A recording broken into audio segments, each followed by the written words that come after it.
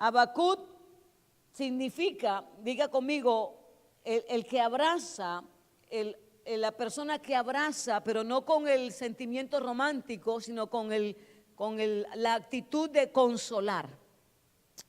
Dígale que está a su lado, soy Habacuc, te doy el abrazo para consolarte. Porque cada uno de nosotros seguramente está enfrentando una situación difícil. Amén. Cada uno de nosotros tenemos un interrogante delante del Señor. En este caso, ¿por qué el Señor no sana a los enfermos cuando le pedimos que los sane? Amén. ¿Por qué el Señor no hace el milagro que le estoy pidiendo acerca de mi familia para salvarlo cuando yo quiero? Y es la verdad, tenemos muchos interrogantes cada uno de nosotros. Y Habacuc comienza con un desespero, pero vive una experiencia en el transcurso de estar clamando a Dios, gritándole a Dios, clamando a Dios. Él vive una experiencia y usted va a notar que en el capítulo 2 él toma otra actitud. Dios le habla y le dice, siéntate, ponte en la vigía. Dice en el capítulo 2, dice, ponte en tu guardia sobre la fortaleza, afirma el pie y vela para ver lo que se te va a decir. Amén. En medio del grito de desesperación, Dios te dice, párate, ponte firme porque te voy a hablar. Amén. ¿A cuántos les gustaría que Dios le hablara?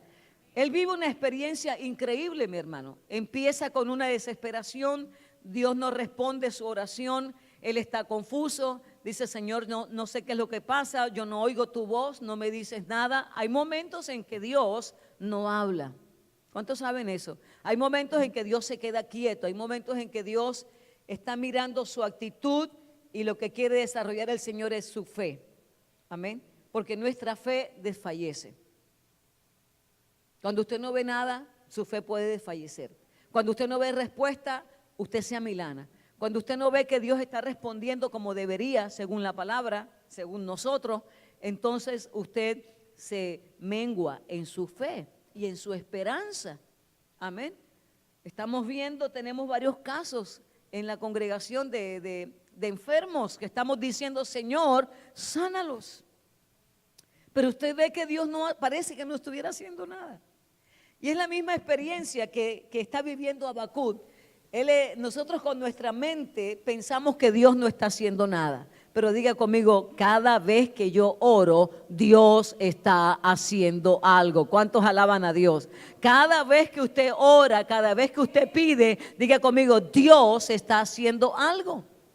Y creemos que no está haciendo nada porque aparentemente los ojos suyos y los ojos míos estamos acostumbrados a verlo en el mundo natural. Pero la Biblia dice que nuestra vida no depende ni caminamos por lo que vemos, sino por lo que ¿qué?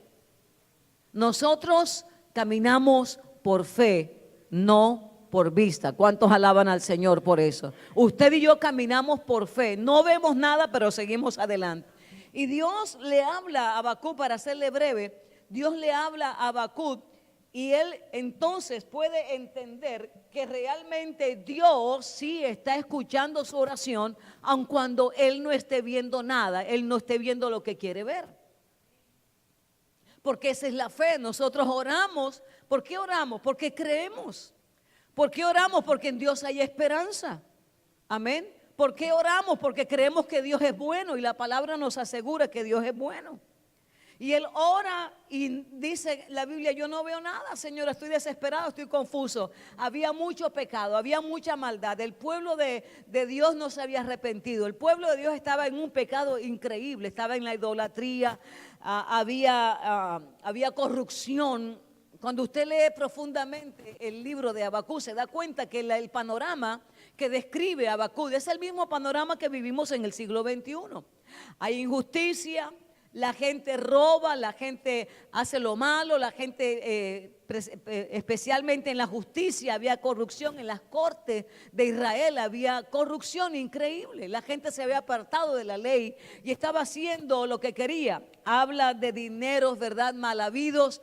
Bueno, igual que el panorama de hoy. Y el hombre de Dios estaba confuso diciendo, Señor, pero mira cómo está tu pueblo, increíble. tú no estás haciendo nada.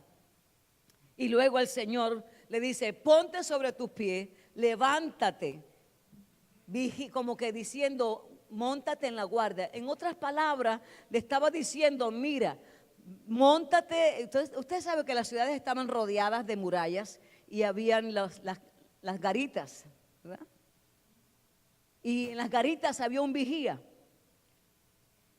Y la Biblia dice en el capítulo 2 que Dios le dice a Habacuc, mira, levántate y ponte sobre el vigía y guárdate ahí en la fortaleza y mira, porque ahí te voy a hablar.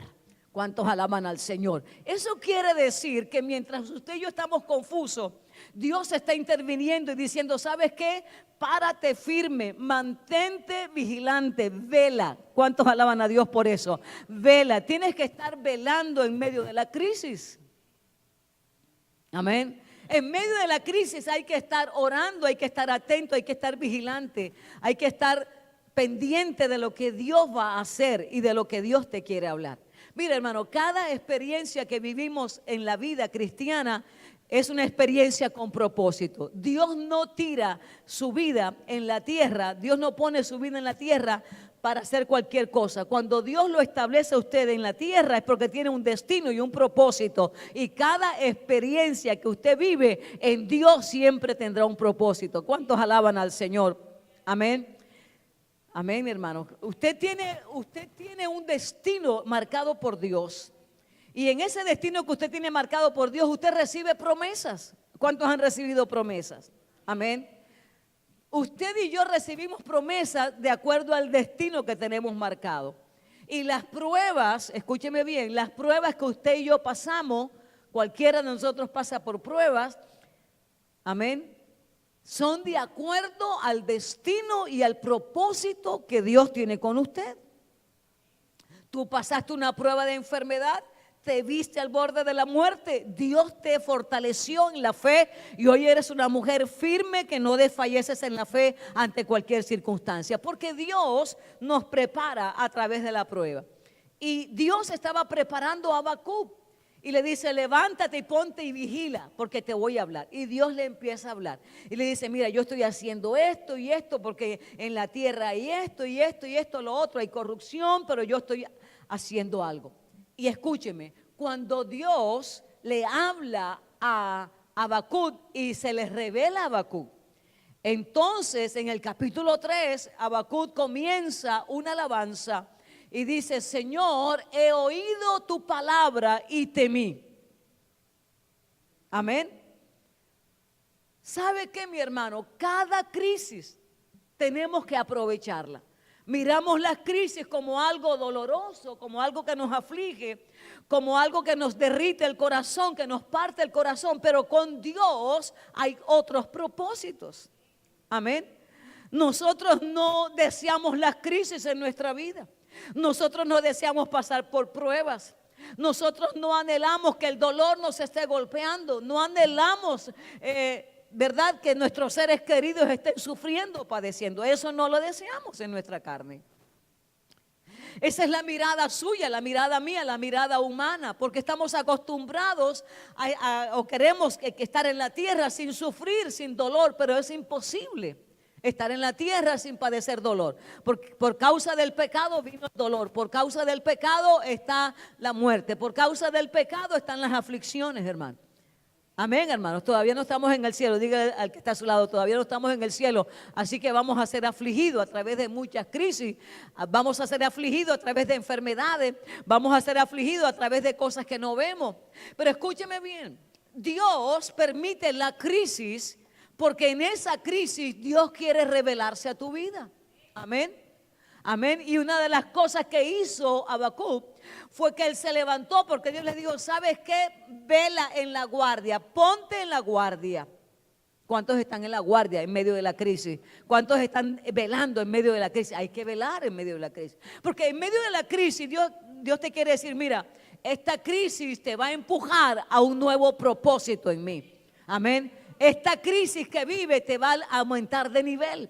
Esta crisis que estás viviendo, tú lo estás mirando como algo terrible, como algo que te hace llorar, como algo que te aflige, como algo que no que no está bien para tu vida, como algo que me preguntas por qué, pero dice el Señor hoy, esa crisis te va a levantar la fe y te va a hacer vivir una experiencia más gloriosa con el Señor. Habacuc lo vivió, hermanos. Usted quizás se pregunta en esta mañana, Señor, y hay tantas preguntas, ¿por qué? La primera que hacemos es ¿por qué mi mamá está sufriendo tanto? Seguramente se pregunta Juan Carlos. ¿Por qué mi mamá ha tenido que padecer tanto? Y la verdad ha sufrido, una mujer que ha sufrido, una mujer que ha padecido en su carne, pero una mujer que cuando yo la veo me bendice, porque veo que su fe no ha desfallecido y se mantiene en fe y levanta los brazos y alaba a Dios y le da gloria a Dios. Eso es un ejemplo de una mujer de fe. No ha desfallecido y aplica lo que dice la palabra. Los que aman a Dios, diga conmigo, a los que aman a Dios, a los que aman a Dios, todo obrará para bien.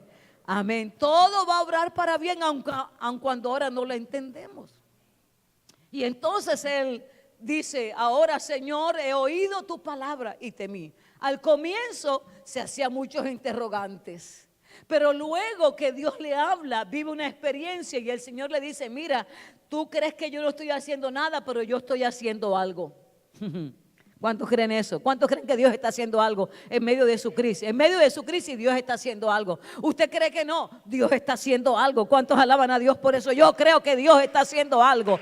Dios se está moviendo, Dios está actuando, Dios está activándose. Y entonces después de esa experiencia que vive con Dios y Dios le dice, mira, estoy haciendo algo. Yo no sé, fíjese, él comienza el libro con una queja, pero termina con una alabanza. Comienza con un grito de desesperación que termina en gozo. Diga conmigo, mi crisis